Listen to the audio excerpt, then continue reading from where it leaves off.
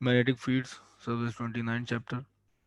और इस लेक्चर में हम पहले डिस्कस करेंगे magnetic force acting on a current carrying conductor, कि अगर आप एक करंट कैरिंग कंडक्टर को मैग्नेटिक फील्ड में रखते हैं तो उसके ऊपर एक फोर्स अप्लाई होती है। तो वायर एक फोर्स फील करती है, जैसे कि ये शो किया गया कि वायर है और उसमें करंट नहीं है, जीरो करंट फ्लो हो रहा है, और उसे मैग्नेटिक फील्ड में रखा गया तो कोई डिफ्लेक्शन नहीं है। लेकिन जैसे ही आप करंट ऑन करते हैं तो उसमें डिफ्लेक्शन शो होती है, और वो भी डायरेक्शन डिपेंडेंट है। करंट अगर इस तरफ है तो डिफ्लेक्शन इस तरफ, करंट अगर from up and down, up to down है, तो डिफ्लेक्शन इस तरफ है। तो हम इस चीज़ को डिस्कस करेंगे, फिर उसके बाद आएंगे torque on the current loop in a uniform magnetic field, कि आप अगर एक मैग्नेटिक फील्ड में आप करंट कैरिंग लूप रख दें, जैसे कि ये स्क्वायर लूप है, तो उसके ऊपर नेट फोर्स तो जीरो होती है, लेकिन उस पर टॉर्क अप्लाई होता है। थर्ड कॉन्सेप्ट इसी टॉपिक में हम डिस्कस करेंगे, वो मैग्नेटिक मोमेंट का है। डाइपोल मोमेंट हम देख चुके हैं प्रीवियस चैप्टर्स में, तो अब हम मैग्नेटिक मोमेंट देखेंगे। Dipole moment related electric field से, और मैग्नेटिक मोमेंट होगी हमारे पास मैग्नेटिक फील्ड के लिए। Magnetic force acting on a current carrying conductor, तो करंट कैरिंग वायर अगर प्लेस करें आप मैग्नेटिक फील्ड में, तो वो मैग्नेटिक फील्ड की वजह से एक फोर्स एक्सपीरियंस करती है। जैसे कि ये आप समझ लेंगे किसी तरह से भी हमने यहाँ पे यूनिफॉर्म मैग्नेटिक फील्ड क्रिएट की हुई है पूरे रीजन में यहाँ पे, ठीक। तो इसमें इनिशियली ये वायर है, वायर ऊपर और नीचे से यहाँ पे अटैच्ड है, ठीक है, स्ट्रेच की हुई है हमने, और इसमें कोई करंट नहीं है। तो आप देखोगे वायर आपकी स्ट्रेट होगी, इसमें कोई डिफ्लेक्शन नहीं आएगी। लेकिन जैसे ही आप करंट ऑन करेंगे इसमें, तो वायर डिफ्लेक्शन शो करेगी, ठीक। सेटअप हमारे पास वही है कि यूनिफॉर्म मैग्नेटिक फील्ड अप्लाई हुई है, वो इनटू द पेज है, और ये वायर है जिसमें current from bottom to up flow कर रहा है। तो आप देखेंगे कि ऑब्जर्व करेंगे कि इसके ऊपर डिफ्लेक्शन शो होगी, ये सॉर्ट ऑफ कोई फोर्स दिखाएगा कि इसके ऊपर अप्लाई हो रही है।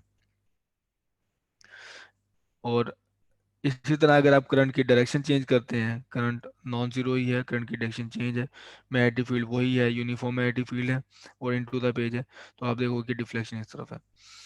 ये जो फोर्स अप्लाई हो रही है, डिफ्लेक्शन है, ये आप राइट हैंड रूल से भी देख सकते हैं। तो आपने करना ये होगा कि अपनी जो फिंगर्स हैं वो स्ट्रेट करनी होगी टूवर्ड्स करंट, ठीक है। तो टूवर्ड्स करंट आपकी फिंगर्स आ गई, और अ, आप इसे कर्ल करें टूवर्ड्स मैग्नेटिक फील्ड, तो आप इसे इनटू द पेज अपनी फिंगर्स को कर्ल करोगे, और आपका थंब जो है वो आपको नजर आ रहा होगा, वो इस डायरेक्शन में, ठीक है। तो ये राइट हैंड रूल है, थंब आपका इस डायरेक्शन में, तो थंब शो करेगा कि फोर्स इसके ऊपर इस डायरेक्शन में। अगर आप इधर इसकी बात करें, इस करंट की फॉर जो अप टू डाउन है, तो आपकी जो फिंगर्स होंगी राइट हैंड की वो ये होंगी,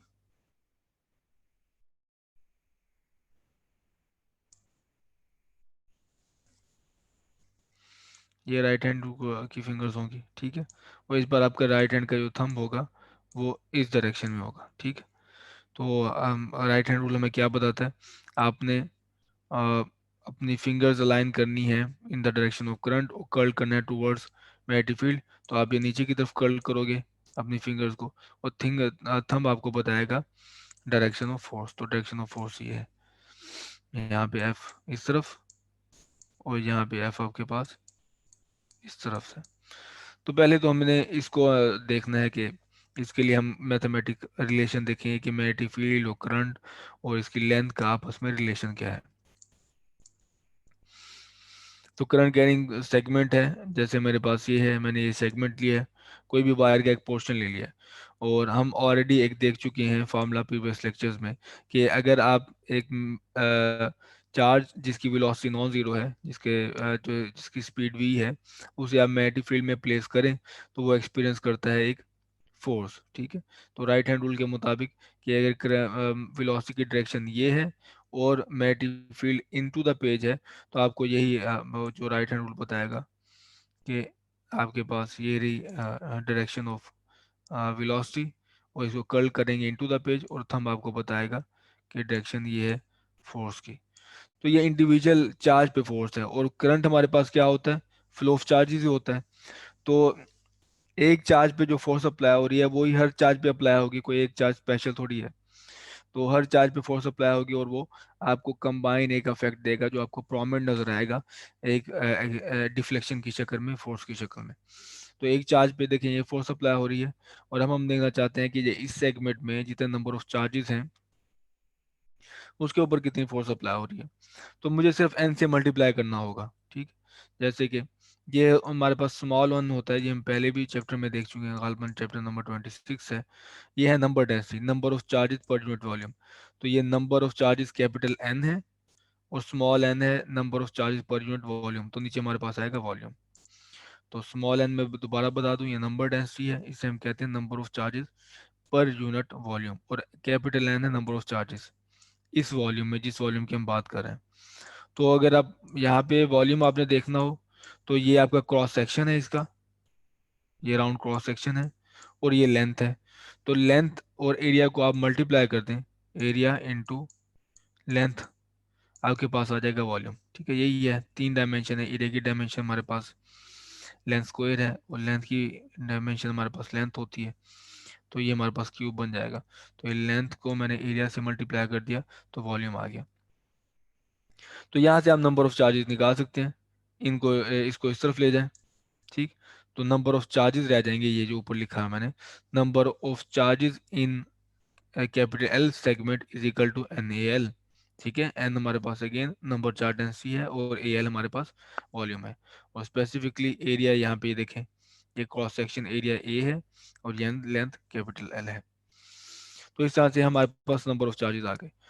सिंगल चार्ज पे जो फोर्स अप्लाई होती है वो होती है F is equal to Q V cross P, ये प्रीवियस लेक्चर में हमने ये देखा है। और एन चार्जेस पे क्या होगी, वो ये हमारे पास होगी कैपिटल एन, एन को हम सब मल्टीप्लाई करेंगे, N Q V cross B. तो सिंगल चार्ज पे ये फोर्स, और एन नंबर ऑफ चार्जेस पे सिर्फ एन को मल्टीप्लाई करना होगा 7 को। तो ये आप देखें, तो मैंने वही किया है, सिंगल, ये सिंगल चार्ज पे फोर्स है, और इसमें वेलोसिटी कौन सी है, हमारे पास ड्रिफ्ट वेलोसिटी है। याद करें कि हमारे पास 6 चैप्टर पे हमने ये देखा था कि जिस वेलोसिटी से चार्जेस मूव होते हैं वो हमारे पास ड्रिफ्ट वेलोसिटी होती है। तो ये जिस वेलोसिटी से हमारे पास चार्ज मूव हो रहा है वो ड्रिफ्ट वेलोसिटी, ये सिंगल चार्ज पे फोर्स है जिसमें मैंने यहाँ पे इस बॉक्स में शो किया है। और ये मैंने अभी दिखाया था आपको, number of charge in L segment is equal to N A L. तो n A L number of charges को आपने मल्टीप्लाई कर दिया, तो बेसिकली ये क्या है, ये कैपिटल एन है। तो ये सिंगल चार्ज पे फोर्स, और उसको कैपिटल एन जितने नंबर ऑफ चार्जेस उस वॉल्यूम में मौजूद हैं उससे मल्टीप्लाई कर देंगे, तो टोटल उस लाइन सेगमेंट पे आपके पास फोर्स आ जाएगी। अब चैप्टर नंबर 26 या गालबन 27 से हमने देखा हुआ है कि करंट और ड्रिफ्ट वेलोसिटी में जो रिलेशन है वो ये है। तो यहाँ पे अगेन हम इन दो इन चीज जो फैक्टर्स को कंबाइन कर देंगे, वो ये है, ठीक है। ये है हमारे पास, इनको कंबाइन कर दें, वो इसका नाम क्या है, q v d n A is equal to I. तो हमारे पास करंट इज इक्वल टू होता है n Q v d A. ये हमने जहाँ पे करंट डेंसिटी पढ़ी थी, वॉल्यूम करंट डेंसिटी, वहाँ पे हमने ये रिलेशन देखा था।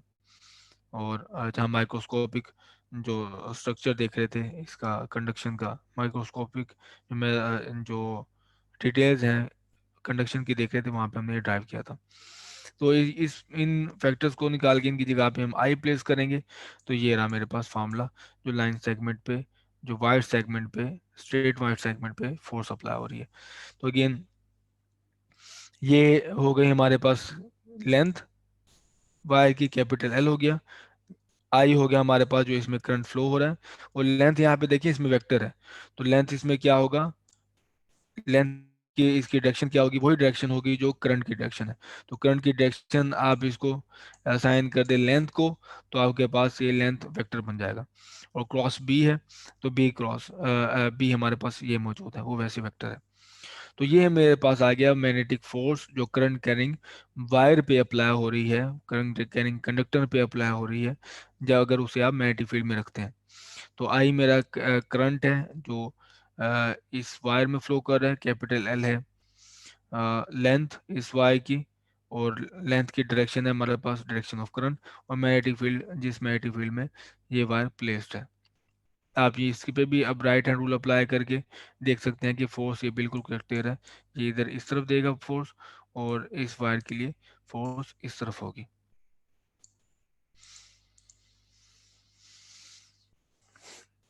ये फार्मूला सिर्फ अप्लाई होता है स्ट्रेट वायर सेगमेंट के लिए। तो स्ट्रेट वायर सेगमेंट है अगर आपके पास, तो उसके लिए ये फार्मूला स्ट्रेट फॉरवर्ड है।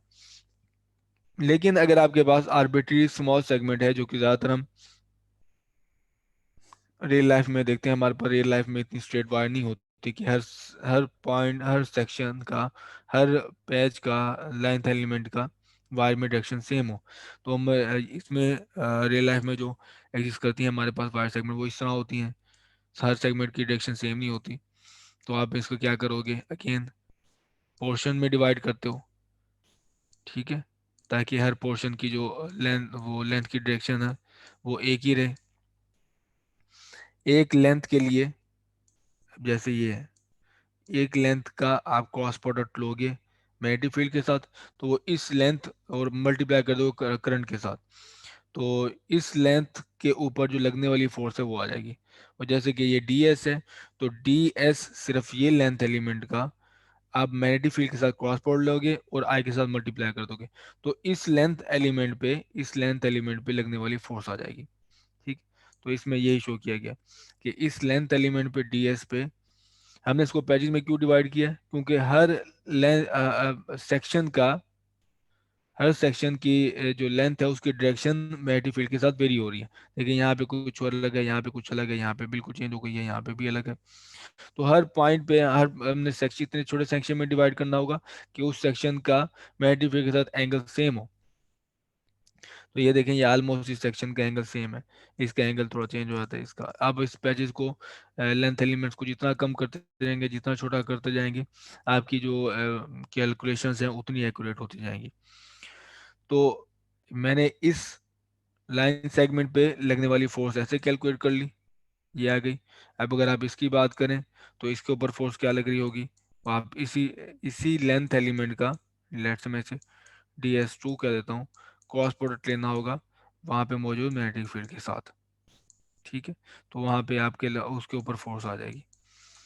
तो आपको अगर टोटल फोर्स चाहिए, तो आपको इन सारे लेंथ एलिमेंट्स पे जो फोर्स लग रही है उनको सम अप करना होगा। ठीक है, इस तरह कैलकुलेट करके सबको सम कर देंगे। और वो हम सम किस तरह करते हैं, वो करते हैं हम इंटीग्रेशन से। तो इंटीग्रेशन यही काम कर रही है कि इस पूरी वायर को पैचेस में डिवाइड करी है, पैच में डिवाइड करने के बाद हर लाइन सेगमेंट के ऊपर लगने वाली force D S cross B उसको कैलकुलेट कर रही है और सबको सम कर रहा है। तो इंटीग्रेशन हमारे पास सम करता है। A wire carries a steady current of 2.4 ampere. A straight section of the wire is 0.7 meter long and lies along the x-axis within a uniform magnetic field B in k direction. If the current is in the x direction, what is the magnetic force on the section of wire? तो दो इन्होंने चीज़ें दे दी हैं, तीनों चीज़ें दे दी हैं। एक तो करंट दे दिया है, ठीक, और लेंथ एलिमेंट जो पूरी वायर है वो स्ट्रेट है, तो हम कैपिटल एल में शो कर रहा हूँ इसे, और डायरेक्शन है करंट की एक्स डायरेक्शन में, तो यहाँ पे यूनिट वेक्टर हमारे पास आई आएगा कि लेंथ की डायरेक्शन वही है जो हमारे पास करंट की है, और मैग्नेटिक फील्ड की एक्सप्रेसिव डायरेक्शन दी हुई है यहाँ पे 1.6 in the direction of K tesla. तो मैंने ये फार्मूला यूज़ करना है, physical to I L cross B, straight wire के लिए हम ये यूज़ करते हैं, और यहाँ पे मैंने क्रॉस प्रोडक्ट एवेलुएट करना होगा, बाकी सिर्फ मल्टीप्लिकेशन है। तो ये रहा मेरे पास formula, F B is equal to I L cross B. तो ये रही आई की वैल्यू, ये रही लेंथ की वैल्यू, ये रही बी की वैल्यू, और ये रहा मेरे पास लेंथ का यूनिट वेक्टर, और ये रहा मेरे पास मैग्नेटिक फील्ड का यूनिट वेक्टर। तो आई क्रॉस के इज इक्वल टू होता है माइनस जे। तो ये पे मेरे पास फोर्स की डायरेक्शन आ गई अलॉन्ग नेगेटिव जे। नेक्स्ट प्रॉब्लम है a wire having a mass per unit length of 0.5 gram per centimeter carries a 2 ampere current horizontally to the south. What are the direction and magnitude of the minimum magnetic field needed to lift this wire vertically upward? तो ये wire के ये आप इसको imagine करें कि ये आपका जो प्लेन है, ठीक है, ये वर्ड आपको डायग्राम ये वर्टिकल नज़र आ रही है, वर्टिकल डायग्राम नहीं ये प्लेन है। तो ये आपके पास जैसे आप अगर इस तरह जैसे ये डायग्राम है ये गिवन है, वैसे आप बैठे हैं तो ये आपका फेस होगा टुवर्ड्स नॉर्थ है, आपकी बैक साउथ के अलोंग है, आपका लेफ्ट वेस्ट है, और ये आपका है ईस्ट, ठीक। तो ये जो आपके पास करंट कैरिंग वायर है उसी में आपके पास सामने ये हवा में है, ये हवा में उसके ऊपर फोर्स अप्लाई हो रही है डाउनवर्ड टू द अर्थ, और आप ये जाते हैं जो force downward to the earth apply हो रही है ग्रेविटेशन की वजह से, इसके अपने मैस की वजह से, और मैस पर यूनिट लेंथ ये कीमत है। अब आप अगर चाहते हैं कि इसको अगर आप छोड़ दें और हवा में ही रहे तो और इसमें करंट ये फ्लो हो रहा हो 2 एम्पेयर, तो मैग्नेटिक फील्ड कितनी होनी चाहिए, क्योंकि magnetic field current carrying wire में रखेंगे तो उसकी वजह से इसके ऊपर फोर्स अप्लाई होगी, और फोर्स आपको पता है कि वो होनी चाहिए exactly opposite to the earth magnetic field, earth gravitation field और अर्थ की फोर्स की वजह से ऑपोजिट हो। जैसे हमारे पास अर्थ की वायर के ऊपर जो फोर्स है वो डाउनवर्ड है, तो मैग्नेटिक फील्ड फोर्स हमारे पास एग्जैक्टली अपवर्ड होनी चाहिए। उसकी डायरेक्शन तो ये बनेगी, वो आपको इन्होंने कहा हुआ है कि डायरेक्शन भी फाइंड करें, लेकिन डायरेक्शन मैंने यहाँ पे एक्सप्लिसिटली यहाँ पे शो कर दिया कि डायरेक्शन ये होगी राइट हैंड रूल के मुताबिक, तभी जो इस करंट कैरिंग वायर पे मैग्नेटिक फोर्स अपवर्ड होगी। तो हम अगर अब ये जो वायर है, what are the direction and magnitude of the minimum magnetic field need to lift this wire vertically upward, ये तभी हो पाएगा जब आपके पास जो magnetic field at least magnetic field की वजह से जो फोर्स है वो एटलीस्ट इक्वल हो ग्रेविटेशन फोर्स की वजह फोर्स के इक्वल, ठीक है। तो हमने इन दोनों को इक्वेट करना है, इक्वेट मैंने यहाँ पे किया कि मैक्सिमम में फोर्स के लिए कैपिटल एल यानी कि लेंथ और बी के दरम्यान में जो एंगल है वो 90 होना चाहिए, जो यहाँ पे आपको नज़र आ रहा है, तो वही मैंने 90 दे दिया एंगल। और मैंने जैसे बताया कि magnetic force at least gravitation force के इक्वल होनी चाहिए, तो राइट हैंड साइड पे एम जी आ गया, और ये लेफ्ट हैंड साइड पे आपके पास आई एल बी साइन 90 है। तो ये मैग्नेटिक फोर्स और ये ग्रेविटी की वजह से फोर्स है। तो मुझे ये रिलेशन है जो आपने आइडेंटिफाई करना था, जो आइडेंटिफाई करने के बाद आप इसको सिर्फ सिंप्लीफाई करेंगे, बी को इस तरफ रहने दें, साइन 91 हो जाएगा, आई एल इस तरफ ले जाएं तो आपके पास रिलेशन आ जाएगा। एम एल आपके पास है ये, आप इसको ऑफकोर्स ऐसे यूनिट्स में कन्वर्ट करोगे, बाकी जी की ये जो वैल्यू है ये 9.8 है, करंट की वैल्यू 2 गिवन है, और जैसे मैंने बताया ये इसको आप ऐसे यूनिट्स में कन्वर्ट करोगे तो एक ग्राम की जगह पे किलोग्राम आएगा, 7 × 10⁻³ आएगा, सेंटीमीटर की जगह पे मीटर आएगा, और 7 आएगा 10⁻², तो वैल्यू बन जाएगी 0.05। Force on a semicircular conductor. A wire bent into a semicircle of radius capital R forms a closed circuit and carries a current I. The wire lies in the xy plane and a uniform magnetic field is directed along the positive y-axis. Find the magnetic force, the magnitude and the direction of the magnetic force acting on the straight portion of the wire and the curved portion of the wire. तो ये देखें ये दो इसके portion है, अगर आप इसको हिस्सों में डिवाइड करें, ये स्ट्रेट पोर्शन है और ये मेरे पास है कर्व पोर्शन, ये स्ट्रेट पोर्शन आ गया और ये मेरे पास है कर्व पोर्शन। तो दोनों पे मैंने फोर्स फाइंड करनी है। स्ट्रेट फॉरवर्ड स्ट्रेट जो वायर है उस पे ऊपर तो खास या आसान है आपके पास, क्योंकि यहाँ पे देखें इसकी अगर मैं इसको एक्स वाई यहाँ पे ड्रॉ करूँ तो ये मेरे पास एक्स डायरेक्शन है, लेट से ये मेरे पास वाई डायरेक्शन है। तो ये देखें लाइन सेगमेंट कैपिटल एल की जो डायरेक्शन है वो ये है, तो एल तो बन जाएगा मेरे पास ये। तो यहाँ पे जो वैल्यू गिवन है ये देखें यहाँ तक का और यहाँ से तक का जो डिस्टेंस है वो है आर, तो फिर ये पूरी जो लाइन सेगमेंट है, जो स्ट्रेट लाइन सेगमेंट है, उसकी बन जाएगी 2r। ठीक है, और डायरेक्शन क्या है, अलोंग आई। तो ये मेरे पास ये वैल्यू आ गई। और मैग्नेटिक फील्ड भी देखें एग्जैक्टली सेम है हर पॉइंट पे, और वो वाई की डायरेक्शन में। तो यहाँ पे मैं लिख रहा हूँ जो स्ट्रेट पोर्शन ऑफ वायर है वो F1 is equal to I L cross B है। और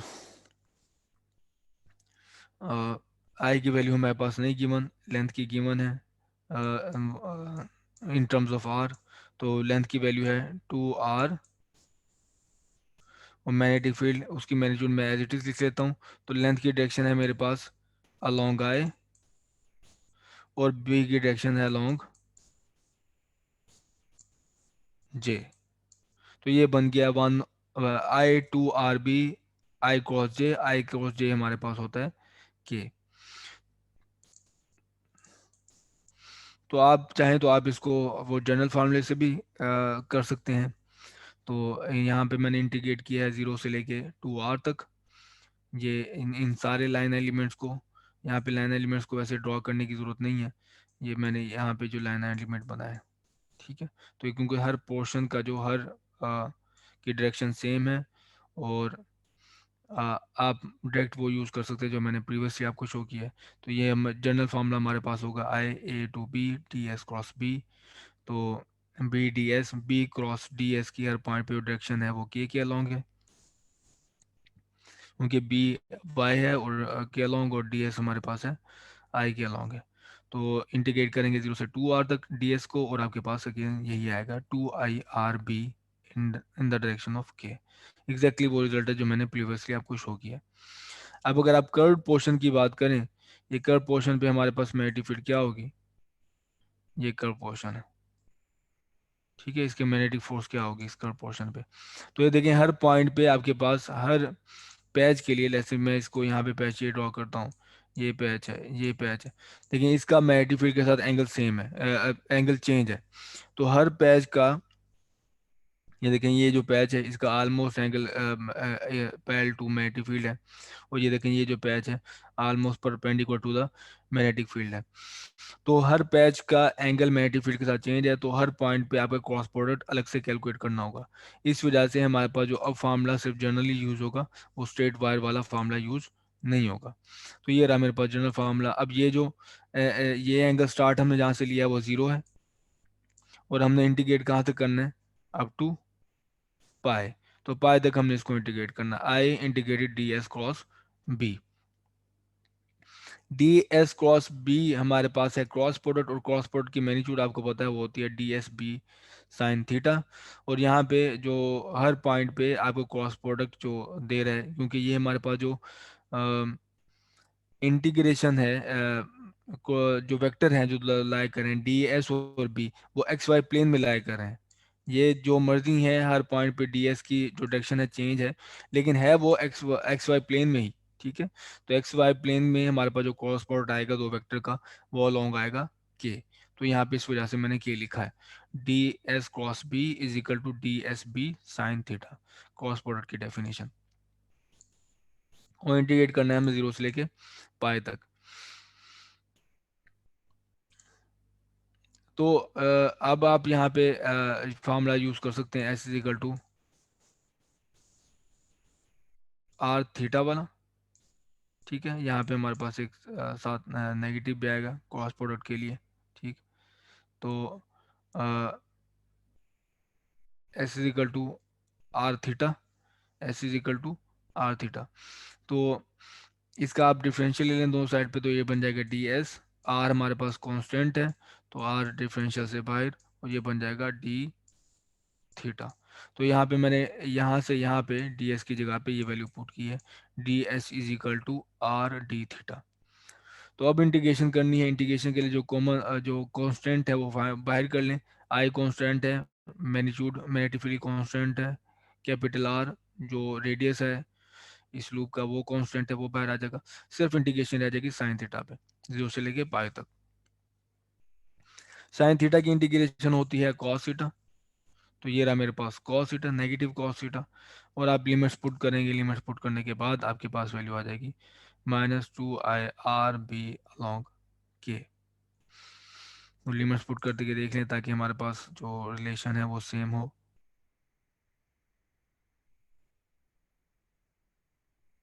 ये आप माइनस माइनस यहाँ पे प्लस हो जाएगा और कॉस बन जाएगा पाई, कॉस पाई -1 होता है, और lower limit minus minus lower limit, तो ये देखिए हमारे पास -2 ही आएगा। तो ये रहा रिजल्ट इसका। जो सर्कुलर पोर्शन है उसके ऊपर हमारे पास वैल्यू है -2i/r/b अलॉन्ग के, और जो स्ट्रेट पोर्शन है हमारे पास वो है 2i/r/b अलॉन्ग के। तो ये देखें, ये नेगेटिव डायरेक्शन में है और ये पॉजिटिव डायरेक्शन में है, मैग्नीट्यूड दोनों की सेम है, तो टोटल फोर्स जो इस पे लूप पे अप्लाई होगी वो इक्वल टू 0 है।